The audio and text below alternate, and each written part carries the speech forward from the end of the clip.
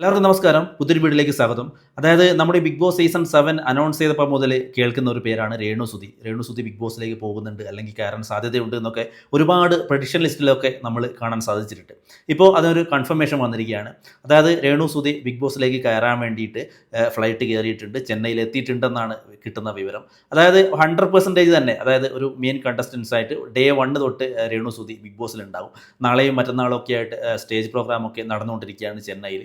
അപ്പോൾ അതിനൊക്കെ ശേഷം 1-ാം തീയതി, അതായത് ഞായറാഴ്ചത്തെ എപ്പിസോഡിൽ നമുക്ക് രേണുസുതി ബിഗ് ബോസിനകത്തേക്ക് കയറുന്നത് കാണാൻ സാധിക്കും. അതുകൊണ്ട് തന്നെ രേണുസുതിയുടെ കാര്യത്തിൽ ഇനി യാതൊരു സംശയവും വേണ്ട. ബിഗ് ബോസിൽ ഡേ 1 മുതൽ ഉള്ള ഒരു കണ്ടസ്റ്റൻസ് തന്നെയായിരിക്കും രേണുസുതി. എന്നാലും രേണുസുതി ബിഗ് ബോസിലേക്ക് കയറിയത് കൊണ്ട് നെഗറ്റീവൊന്നും ഇനി കൂടുതലൊന്നും വരാൻ പോകുന്നില്ല. കാരണം അത്രയ്ക്കും നെഗറ്റീവായിട്ടാണ് ഇപ്പോൾ സോഷ്യൽ മീഡിയയിലൂടെ നിൽക്കുന്നത്.